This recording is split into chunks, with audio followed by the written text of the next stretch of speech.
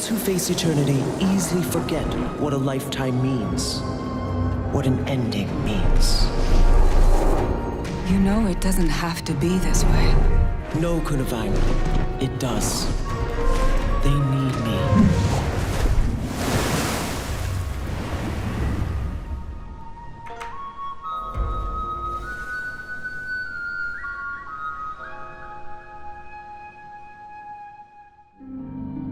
Welcome guys, End of Dragons Daily 69. Oh, it's that special number. Boots actually specifically requested that he could come along for this part, and I thought we would be 68 today, so I've kind of messed that up. We'll get Boots on in one of the upcoming episodes in a day or two. Today, the main topic is going to be about the interim content that will lead us into End of Dragons. We've had a very subtle suggestion that there will be some interim content as a part of an interview. This is information I think that really the devs should have a blog post about, and maybe we'll find after this final release of Champions has come out soon. So I've got a canvas of some of you guys' ideas. I reckon we can actually talk about this tomorrow as well, because you guys have so many of them. So any thoughts, anything that strikes you about what is waiting for us during this, potentially long period of time going into End of Dragons? If we assume it's a late summer release, you're still looking at like half a year or so. What will we be playing? What will we be doing? Footage in the background is vanilla Guild Wars 2. There's no post-processing. There's no add-ons whatsoever.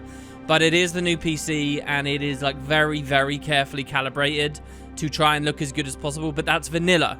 The only slightly non-vanilla thing that you'll be looking at today is in the NVIDIA control panel, I have turned up a little bit of sharpening from NVIDIA, which affects all the UI and everything. But basically, that's to offset what I lose through the video making process. And you guys can let me know what you think. Just as yesterday, some of you guys commented about the Super Adventure Box stuff. Obviously, that was SAB, and SAB only has a certain amount to marvel at. Well, here we'll see what we've got. And there's no depth of field. I kind of wasn't. I really like playing with the depth of field effects from like Reshade and stuff. But once it becomes a video, I think it kind of doesn't work. I don't know. It's something about the way that the viewer wants to focus on what they want to focus on. They don't want to be forced to focus on whatever is currently in depth or something. And it just looked kind of muddy, and it kind of looked a bit too soft or something. I don't know. So anyway, you guys can give me your thoughts on that. Let's run through. First, we have a remark from Noct, who says, remember the centaurs in the trailers? Well, so much for those. Yeah, this is one of those weird things from the Icebreed Saga trailer that now doesn't seem to make any sense.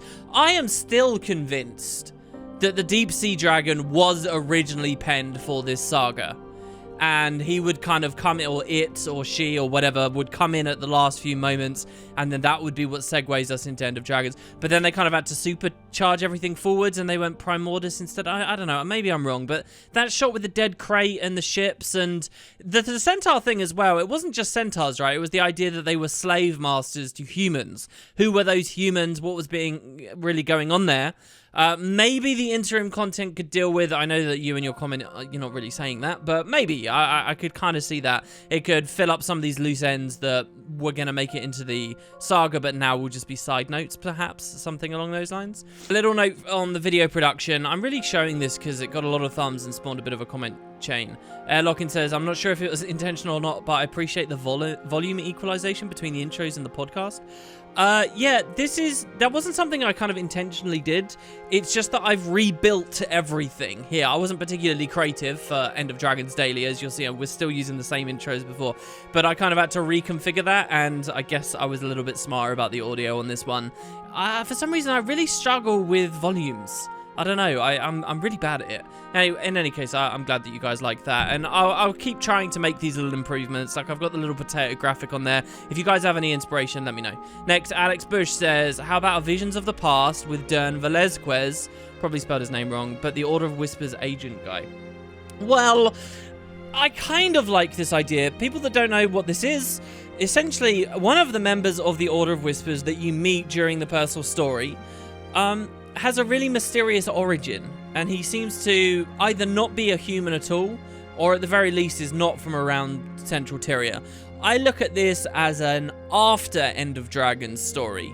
not as a leading into End of Dragons story, and definitely not the most appropriate thing for the interim content. I mean, it's a fun mystery, don't get me wrong, and I'd like to see it, but the game is to prioritize and figure out what comes first and what order we do things in. So I think they'll hold this guy off. I do have a full Guild Wars 2 Mysteries video if you guys want to watch that. You just dig around somewhere on the channel, you'll find it there. It was one of the last ones I did before the mini mysteries, which should be going out and resuming very soon. Next, we have Gurride, who says, there's a lot of cool options for the interim content. The Aether Blade, the Tengu, the Char getting a Khan I think I'm still most excited about the Dredge, the depths of Tyria, and us getting to Cantha that way. Either because Prime Order survives, and we fight him there, / follow Bram, or he's dead, and we get to explore the tunnels he left in peace. Yeah, the Bram side of this is really curious to me, because it's kind of the same story as the Elder Dragons themselves. I did that poll, do we think the Elder Dragons will be dead? A lot of people are hoping that they won't be, because they don't see Champions having the budget or the scope or whatever, the time to really do it justice. Well, I feel the same about Bram. I know a lot of you guys kind of stubbornly still don't like him, but I think if you follow the story, if you really try to hold in mind the stuff that happened in Season 4, they really did conclude that arc of him being a douchebag. And I think he's been an entertaining character. I'm fully on his side, and it will be sad to see him go. And the idea that both Ryland and Bram are going to be casualties of this fight at the end of this Icebrood saga is a big story beat. If we're not convinced that they can do the Elder Dragons dying as a big story beat, well, what about this kind of more emotional half of it? Are we convinced they can do that? So maybe Bram survives and he's a big part of End of Dragons in this interim content. They do it there. So I don't know. The Dredge themselves and the idea that the tunnel will be how we get there is a fan favourite idea of mine, but I can equally imagine it's just an airship flight, particularly with the whole Aether Blade inclusion thing. And I don't really know what the Dredge connection is going to be to Cantha. The Dredge kind of fall in this weird place where it's like, well, they can be explored in the X-Pack, and they're probably due to be explored. You know, Heart of Thorns never really looked at the Dredge. Path of Fire never really looked at the Dredge. None of the Living World has really given us a great look at them. You know, what, the very start of Living World Season 1, content that most people don't even really remember anymore, and wasn't really delivered that well. So the Dredge probably are overdue to a certain degree, and we know that they could be around there in the Echo Vale Forest and stuff. For some reason, I don't know whether the devs have any great plans for them. Maybe it's because as an enemy faction, there's not really much exciting mystery. It feels like a lot of what was good about them kind of got concluded and rounded out. Hell in the Dungeon stories from vanilla. So what are we latching onto now? Maybe the idea that the Dredge out in Cantha are a very unique variety. And so yeah, they could do that. I was interested just to see the Skrits Nemesis when they became an allied faction 2 weeks ago. Were the Dredge. You know, I get that they're both subterranean races, but it's weird. I never really think of the Dredge and the Skrit as antagonists to one another, and yet that's all the devs really had for the Skrit, because usually who the Skrit are pairing off against are the Asura, and we weren't going to be obviously fighting Asura. I mean, Inquest maybe they could have done that way, but they picked the Dredge, and it was nice to see a bit of inclusion recently. Maybe they'll go further with it as the interim content comes along.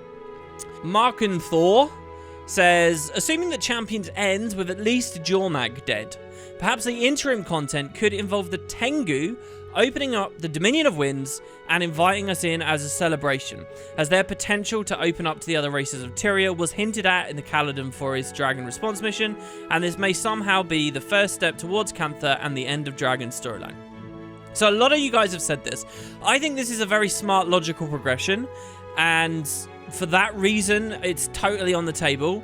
But I actually don't want to see this in as much as, like, what do we believe this interim content's going to be? Do we believe it's going to be on par with Champions? Better than Champions? Or worse than Champions? I think it's likely to be even more budget constrained and even more hastily put together than even Champions was. I'm not expecting, like, a full release. As I mentioned yesterday, I don't expect an equivalent to the Grothmar prologue as some kind of epilogue. They don't have the time for it. They're working on the expansion itself. They're not going to suddenly, you know, magic out a full release patch when the whole reason Champions exists was as a compromise. So, in that world, do I really want to see the Dominion of Winds right then, right here, right now? No, I want to see them do it well. Like, I remember even during Season 1 when South Sun Cove came out, and they had those kind of like little tree house areas you could travel to a little bit. You know, in South Sun Survival, if you're still doing that activity, one of the hidden pistols on the map is up in one of these little tree places. I remember looking at that and thinking, wow, these are the kind of assets that would look really good in the Dominion of Winds. But oh, I'm happy that they've not done it, you know, here. I want to see it in a full expansion. I want to see it with all the big budget of an expansion, all the big work that can go in. I felt that way since Season 1. And yeah, they probably could have done it really well around the Season 3, Season 4 era. They didn't. Do we now want to see them do it? Because I would just be scared that it would be subpar at this point. The idea of the story, that, you know, maybe they do a bit of a follow-up with that Tengu that we met very recently, and they say, oh, progress has been made. You know, I don't doubt that. I think we could interact with Tengu. I think they could start really embracing this idea that there'll be big allies for us at the opening of the X-Pack. But actually going inside, I want to see that with End of Dragons launch. I really do. Or if not End of Dragons itself, the first map following End of Dragons can be that. You know, it can be the next Istan, so to speak. Not as the interim, I think. And a lot of you guys said it, but there you go. That's my case against the lot of you. I think, you know, don't rush it. Next, we got Rego SC, who says, I'm assuming that most of ArenaNet's resources will be tied up in the End of Dragons development until release, and I don't expect much in the interim. I say Season 1 re-release would be nice, and includes the Aetherblade story. So I saw this a few times too. Somebody else's message actually said full-on Season 1 re-release, but it's not Scrying Pool, it's, and I'm sorry that I don't have your comment, or I can't remember what the username was, not Scrying Pool, it's actually out there in the story journal, and so on, so on, so on. I think that's amazing. You know, I would love to see that, and to be honest, I mean, I'm ignorant, right? So maybe I shouldn't make this comment, but I feel like that is more possible than like a full release, getting it actually in there in the story journal. That's obviously so important as infrastructure in place for all the new players. Like, Guild Wars 2 is so broken as a story, as a game that wants you to care about the story, and people can't even play through the whole story. Like, I look at my current experiences in Final Fantasy XIV. I'm playing through some rubbish stuff, guys. Final Fantasy XIV, all the Realm Reborn stuff, their equivalent of Living World Season 1 and Season 2, it is terrible. Like, it's just constant fetch quests, poorly delivered, it's rubbish. But at least it's there. And at least, you know, Square Enix even have the balls to force you to play it all. And I'm sure that that actually causes them to have a lot more, you know, diligent and interested fans at the end of the road. Guild Wars 2 is in the opposite direction, where you can't even play it all, and they're happy for you to skip. I really think that they've missed a trick on that. And I would love Guild Wars to at least be on par with, like, what Final Fantasy delivers and so many other MMOs, I assume. As the year goes along, I get into ESO, we can see how they're doing things. But, yeah, this would be fantastic. I'm of a split mind, though, because I kind of think, well, is this something necessary for End of Dragons release? Or is it something necessary for the Steam release? And a part of me is kind of like, well, you know what? Maybe they don't do this today. Maybe they do this with the Steam launch. And there's a big question there of, are they still trying to tie the two events together or not? I kind of think they shouldn't. I kind of think we can have a big moment for the community with End of Dragons release, and then in 2022, as whatever's going on, we can have a big moment with the Steam release. And then, you know, 2023, 2024, we'll know what's going on, or we move into a Guild Wars 3 type thing or whatever. So split them apart, and you can probably reap more in the long term, get more press out of it, more longevity, rather than trying to do it all right here, right now. But that's a nice idea, and even if they do just the Scrying Pool, I think it's very smart. Scrying Pool just showing off Aetherblade stuff, as I've mentioned in the past, is also really smart if Aetherblades are going to be part of the expansion, as they're teased in that little bit of press we got at the start of the year, or the end of last year. Matt Jens van Rensburg says, maybe a more controversial take for filler content, but what about a dragon response mission? But we don't know who the dragon is, and the minions are focused on taking over coastal areas of both Tyria and Elona. See, I like this. You're obviously hinting that the dragon is going to be the deep sea dragon. And there is this weird disconnect. There's kind of a Morgemoth thing going on right now where it's like, what do the in-game universe characters know versus what do we as players know? Are we just randomly going to be saying the name of the deep sea dragon in a couple of patches, similar to how we randomly started saying the name Morgemoth? during Season 2. You'd like to think that ArenaNet have kind of resolved some of these issues, and some of that extra information they gave around Season 4 kind of had Timey talking a bit more about how she knows a bit about the Deep Sea Dragon. Obviously, I did that Guild Wars 2 mini mystery on Deep Sea Dragons recently, so you guys are probably up to date on that if you've watched that. But a DRM, I'm totally for this, man. I think that DRMs are getting way too bad of a rap. Too many people are too easily, like, panning the whole thing. And I think that what most people just aren't realizing is that DRMs aren't good if they are the be-all and end-all. You only really dislike DRMs right now because that's all it's been, and I get it, that's a grind. But as a compliment to a release, I stand by it. And one little DRM coming in as interim content, I think would be good. And it's so funny as well how similar what we're talking about right now can actually be informed from the past. Before Heart of Thorns, we had a gap. We had an idea of interim content needed to come in. There was a bit of a content drought. And I don't know whether we're going to go into a full-on content drought here, but what happened back then, they had an attack from the Mordrum, right? The Mordrum being minions of the upcoming dragon. Now, the Mordrum weren't like a new enemy. They weren't like new models and stuff. We'd been fighting Mordrum already throughout Season 2, and that release was pretty much not enjoyed by most players, the random Mordrum attacks right before Heart of Thorns. But if they package it into a DRM and it's not a pre-existing enemy faction, like they're totally new creatures, I could maybe see it. Like, for example, imagine this, that instead of just like a couple of weeks between Siren's Landing and Path of Fire, imagine that there was like a 4-month gap. And in the middle of that 4-month gap, there was a patch that had us fighting, like, the Forged, or Choya, or Hydra, or any of the new amazing, interesting creatures. Do you guys remember that very first POF beta, where even just, like, seeing sand eels and sand sharks and all the new fauna was so exciting? That kind of experience, but here before End of Dragons, and we're not in the new areas, but we are seeing some of the creatures.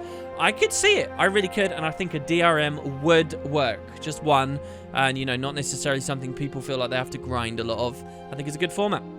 And, yeah, but you're right. Probably controversial, and I don't know how objective people would be about its inclusion. Next, we've got Terrafas, who says, another thing to remember about the current events team, we were talking about these in the last part, and how they kind of stopped doing things in recent months, or since Iceberg Saga, frankly, is you got to remember they're in charge of festivals now. Frankly, it was that change that felt like the end of the current event score and quality. They claimed it was only going to be while they get all the festivals up to the same amount of polish. That's happened, and the interim will be far enough from that for the team to conceivably build something. But if it is current events team, it'll be smaller than the prologue, which I believe was one of the Living World teams. Yeah, the prologue was definitely a full-on Living World release, absolutely. And I think that calling it a prologue was quite clever, because it was a full Living World team that made the prologue, but remember, it was right after the layoffs, so they really pushed out. So it was a little bit smaller than that insanely high bar that Season 4 had us hit. But by calling it a prologue, I think they gave themselves like a lot of breathing room. But that was definitely a full release. I'm not thinking we'll see one here. A current event team, does it even exist anymore, is kind of a weird question. They definitely are still working on festivals, and I've been wondering that too. You know, why do we still get so many new weapon sets coming in with festivals? Like, I'm really amazed to see the Lord Vanquish stuff come in with SAB this year. Do they really need to keep going with them? At some point, it's going to stop, right? And is a new weapon set tied to already established ecosystems and currencies and stuff equivalent to the kind of current events we were getting before? I don't know. I'm assuming it's a very small team, and I think we'd get a bit more than just like a current event release. It depends how long this interim supposedly is, right? But with hide nor hair of any kind of press, I'm assuming End of Dragons is still a ways away. I really think it would be a mistake to not be talking about the game in a similar way to what they did with Heart of Thorns. You know, actually market this stuff. Don't do the POF thing again. Siphon23 has a thought. The talk about the Eye of Janthir's teaser for Path of Fire reminded me how annoyed I was at Lazarus' death, and especially after doing Stronghold of the Faithful for the first time. Recently feels like Lazarus really got screwed over during Season 3. Something on my mind recently I felt I needed to vent about as a fan of the Messiah. Well, look, this is not completely dead and gone. I take you back to my response a second ago about Dern from the Order of Whispers. This, I think, is a post-End of Dragons story. And you've still got the Isles of Janthir, right? So there's still the idea of this big destroyed landmass north of the Delta, north of Kryta. So there are stories, there are ideas even that were laid out maybe in the Stronghold of the Faithful.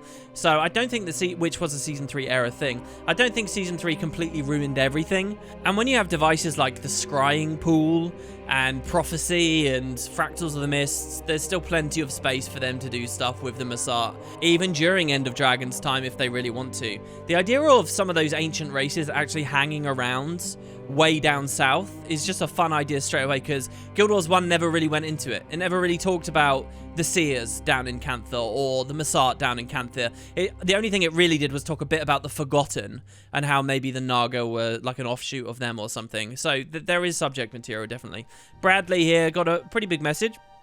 We talked about it on previous daily, but I really do think or hope that the interim content should include some sneaky updates similar to the Bangar updates, most likely centering around Aurene, like she starts getting ill or otherwise deteriorating as a result of whatever happens in the finale, slowly building tension over time.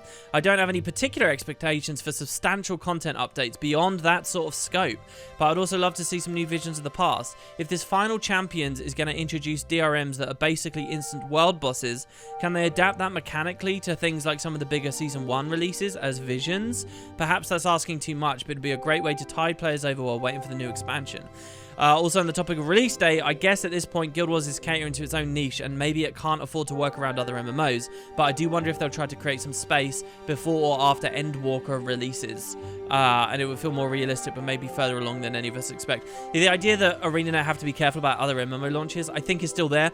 I think ArenaNet are being careful about other MMO launches.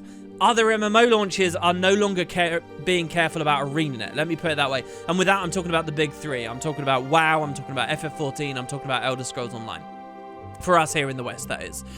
So I think really it is going to be a question with End of Dragons when it's ready for ArenaNet, and hopefully sooner rather than later. But that's just kind of my guess from following the game and the company for this long. Who knows behind closed doors. I really like your idea that you kind of hit on in the middle here. We've already talked about Living World Season 1, but the idea that the interim content is allowing us to play some of that large-scale open world stuff from Season 1. Now, that's really interesting.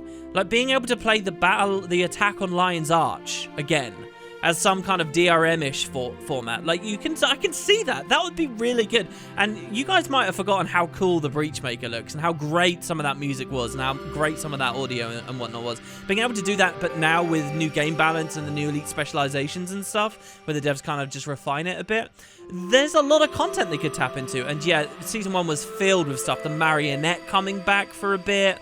You know, any number of the just random events where you're fighting watchwork creatures around in different maps and there's invasions. Yeah, that could also kind of work with their vague comments about the state of the world of Tyria. I'm not sure story-wise how they kind of lead it all in, but that seems like it would work, efficient, and a good thing for new players as well, right? Who are just catching up with all the story. In that way, they'd really get to play it all. That's always been one of the big question marks about Season 1, re-implementing it. What the hell you do with those big events, where so much of the story was ultimately told. And finally, we've got Stephen G, who said, my hope is that ArenaNet goes full Dragon Ball Z and fuses the two Elder Dragons together, which makes us team up with the Deep Sea Dragon for an epic throwdown in the mists. The post-End of Dragon deals with the fallout. Well, that's an interesting storyline that would change the state of the world. I really am highlighting this. I think this is crazy and I have no expectations for it, but very peculiarly over the past 3 or 4 parts, I've seen people talking about the idea of the dragons fusing a lot. Like, where's this coming from, guys? Is this people actively watching Dragon Ball Z at the moment, and this has been an arc in DBZ recently? I'm not a Dragon Ball Z fan, so I really don't know. You guys can fill me in on that. But yeah, you know, and there's been these ideas of the Deep Sea Dragon being powered up by the fallout of fire and ice, you know, creating water or something. So who knows? And that's an idea I really can stand by. There you have it, guys. That's End of Dragons Daily for the day. Thanks very much for watching. Let me know what you think about the footage. Keep the comments coming on this topic. We'll be talking more about interim content tomorrow. And I've still got to do my trailer analysis. I'll get on that very soon. Thanks, guys. It feels so good to be able to make videos without being scared of my PC crashing. And I'll see you over on Discord, in-game, and at the latest tomorrow. Ta-ta.